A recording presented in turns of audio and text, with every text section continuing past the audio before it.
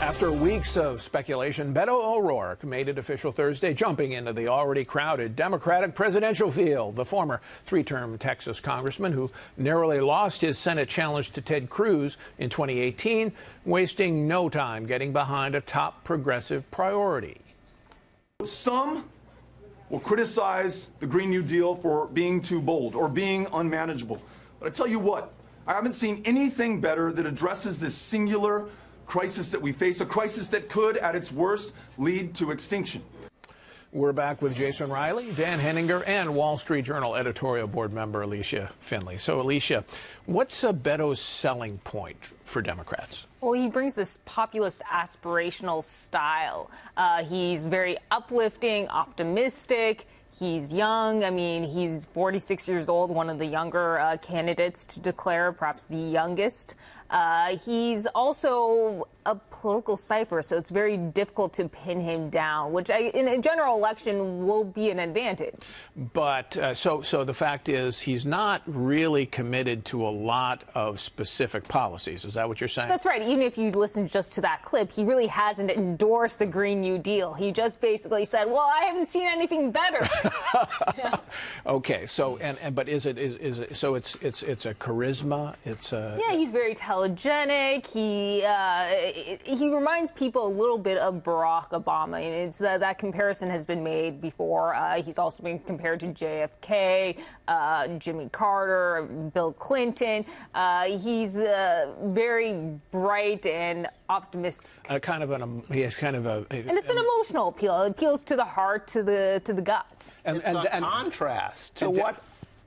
Who else is running? Democrats love to fall in love with their candidates. They do, but Alicia's right. I think he's got an attractive optimism to him, and you contrast that with the sort of dour, angry rhetoric of people like Bernie Sanders and Elizabeth Warren, and you can see the appeal there. He's also a great fundraiser. He's a master of social media. I mean, he does have a thin resume, but I think he has these other things going for him. Is there an idea in there somewhere?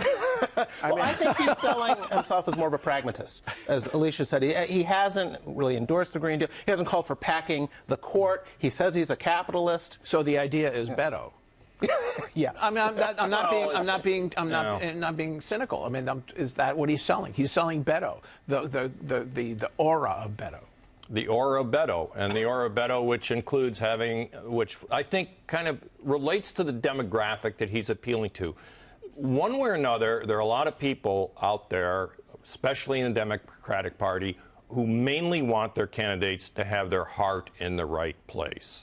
They want to feel good about their ideas. Whether they actually want to accomplish anything or not, that's actually a good question. So sentiment, I like the Green New Deal because it's the best thing I've heard. That works. He makes me feel good about feeling good about the Green New Deal. I'm also not sure he isn't running for vice president, Paul. I could see maybe a Biden O'Rourke ticket if, of course, the identity politics obsessed left would let them get away with it. But they could do a lot worse than a ticket like that. Well, what about the ability of somebody with that sort of amorphous idealism, Alicia, to hold up against a lot of harder-edged politicians who are going to be saying, wait a minute, are you really endorsing the Green New Deal and this specific policy and that specific policy? You say you're a capitalist, but what does that mean? Are you for higher taxes or not? That sort of thing. I think that's right. And while in the House minority for 6 years, he really didn't have to take a position on many things. He came out in one case against President Obama's DAPA, which was basically providing work permits to 5 million undocumented immigrants. And he basically criticized the means. And the fact that he did it through executive order, not the policy in itself. And I think he's going to be pressed on that. And do you still believe this? Or are you still against these things that you had done or said in the past?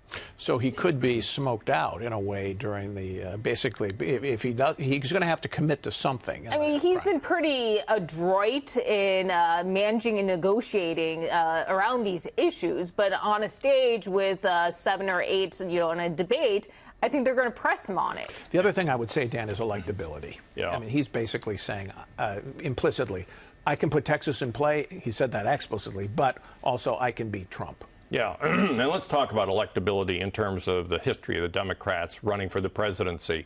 Whenever they've run a candidate from the left, George McGovern, Michael Dukakis, Walter Mondale, they have lost. And when they won was when they nominated a Southern governor nobody knew much about at the time, Jimmy Carter or Bill Clinton. And then they ran a more centrist candidate, and they won. Today's Democrats say everything's changed. We can run to the left. We can win by running on these progressive policies. The open question is that true? And is Beto O'Rourke and, let's say, Joe Biden going to try to figure out a way to thread the needle between the leftward drift of the Democratic Party and the reality of the American electorate? And what do you think? I think that if they run to the left, they will lose again. I think most voters are uncomfortable with it. I think Donald Trump couldn't be happier if they were to nominate a left-wing candidate. Quickly, Jason, is Beto in the top tier? Yes, oh yes. I think based on his fundraising and his ability to generate excitement, yes, definitely. No.